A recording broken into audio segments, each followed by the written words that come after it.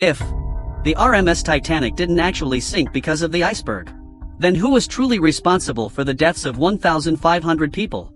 On April 14, 1912, a massive luxury liner once called Unsinkable vanished beneath the sea during its very first voyage.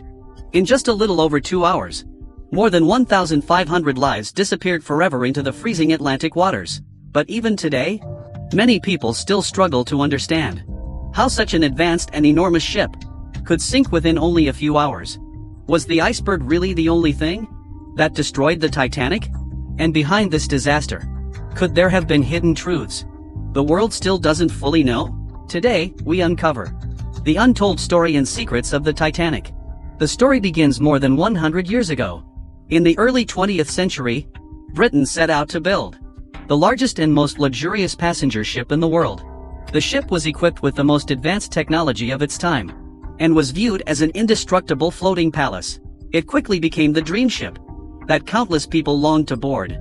But no one could have imagined that this superliner, built with enormous effort and pride, would ultimately meet a tragic fate during its maiden voyage, dragging more than 1,000 passengers down into the depths of the ocean. The British government assigned construction of the ship to the White Star Line.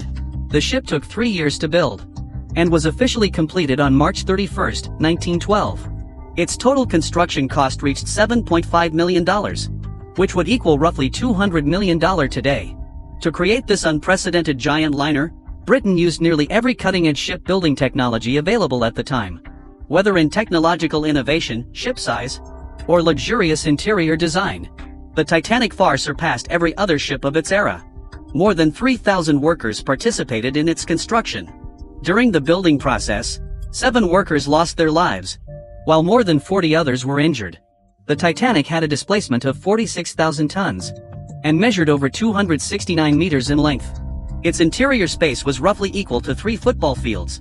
If the ship were stood upright vertically, its height would have exceeded the tallest building in the world at that time. Inside, the ship was lavishly decorated and even featured facilities such as a swimming pool and gymnasium. The ship was divided into first, second, and third-class cabins. At the time, a first-class ticket cost more than $4,000, equivalent to over 200,000 renminbi today. Even second and third-class tickets were still extremely expensive for ordinary people. The Titanic's enormous size made it especially eye-catching on the ocean. The ship had 4 funnels. 3 were used for ventilation and smoke exhaust, while the 4th was mostly decorative, designed to enhance the ship's grand appearance and help stabilize the overall structure. To power the massive liner, 600 tons of coal had to be burned every day. Because of this, 176 workers were assigned solely to shovel coal into the furnaces. The ship consumed so much coal that the company reportedly had to cancel voyages for 2 other ships due to coal shortages. But what truly made the Titanic famous was its so-called unsinkable safety design.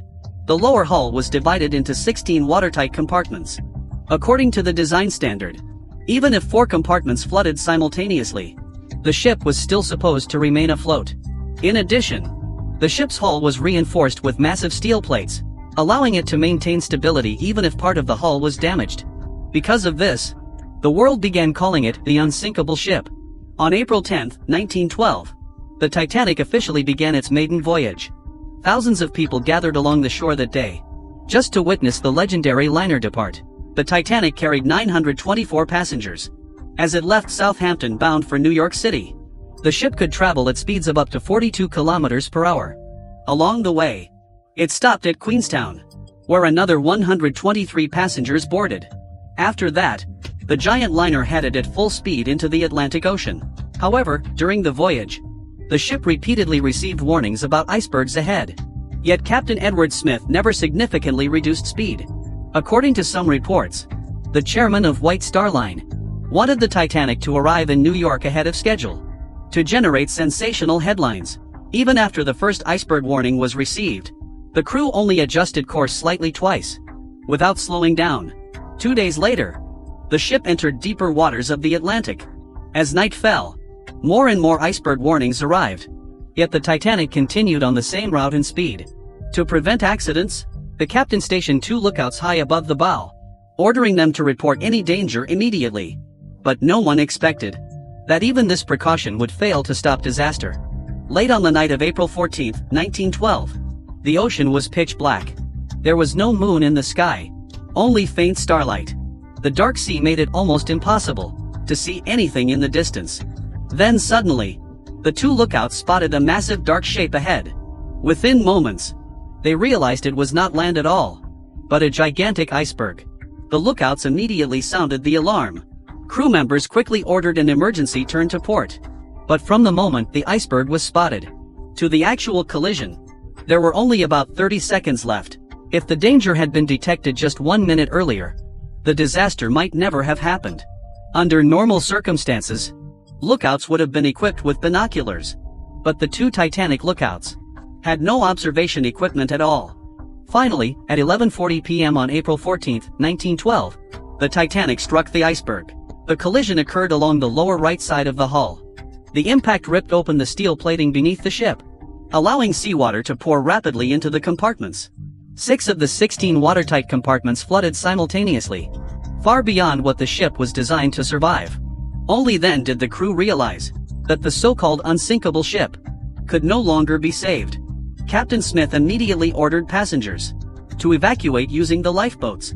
Yet at first, many passengers still believed the Titanic could not sink. Influenced by the ship's unsinkable reputation, there was initially little panic on board. But as seawater continued flooding the ship, people finally realized death was approaching. And at that moment, an even more fatal problem became obvious. There were nowhere near enough lifeboats. Each lifeboat could carry at most 65 people. Combined together, all the lifeboats could only hold around 1,300 people, far fewer than the number on board. Early in the disaster, many people even refused to board the lifeboats. But as the ship tilted further downward, chaos erupted instantly. Everyone began desperately fighting for survival. During the evacuation, the crew followed the principle of women and children first. Some passengers, meanwhile, calmly accepted their fate and chose to remain on board until the very end. One of the most heartbreaking scenes of the disaster was that the ship's band never stopped playing. Through music, they comforted those facing death. As seawater continued flooding the ship, the bow sank deeper and deeper, while the stern slowly rose into the air. At 2:20 a.m., the Titanic split in half, before disappearing completely beneath the Atlantic. In only 2 hours and 40 minutes, the legendary liner vanished forever beneath the ocean surface. In the end, only around 700 people survived using the lifeboats. More than 1,500 others went down with the ship. At the time, the ocean temperature was only about 2 degrees Celsius. Even those who initially escaped drowning could not survive the freezing water. Most ultimately died from hypothermia. If enough lifeboats had been prepared beforehand, the majority of victims might actually have survived. But despite knowing the enormous number of passengers on board, the ship still lacked adequate emergency equipment. Ultimately, everyone had placed too much faith in the belief that the Titanic could never sink. Captain Smith himself also failed to escape the disaster. As for exactly how he died, multiple conflicting accounts still exist today. After the sinking, early newspaper reports initially claimed that although the ship had gone down, there were no fatalities. Only 2 days later, did the truth finally emerge? More than 1,500 people had died. Yet controversy surrounding the Titanic disaster has never truly ended. Many people still cannot understand how such a technologically advanced and strongly built ship could be destroyed so easily by an iceberg. Over time, more and more research studies emerged, and one particular theory completely changed public perception. Researchers discovered that the true reason the Titanic sank may not have been the iceberg alone, because before the ship ever left port, a serious fire had reportedly already broken out inside the hull. In photographs taken before departure, some people noticed large black marks near the lower hull. These marks may have been traces left by extreme heat damage. Later analysis by researchers suggested that the fire may have weakened parts of the ship's structure by as much as 70% to 75%. Even more striking, the iceberg struck the exact same area that had allegedly already been weakened. As a result, when the collision occurred, the already fragile steel plates fractured rapidly, allowing seawater to flood the ship on a massive scale. If the fire had been fully extinguished and the damaged structure properly repaired beforehand, the collision might not have become catastrophic. Even more tragic. Some reports claim that workers involved in construction and maintenance already knew about the fire risk, but because all tickets for the maiden voyage had already sold out, canceling the trip would have caused enormous financial losses. So instead, the company allegedly chose to hide the danger and allowed the damaged ship to sail anyway. And in the end, that decision contributed to one of the most famous and devastating maritime disasters in human history.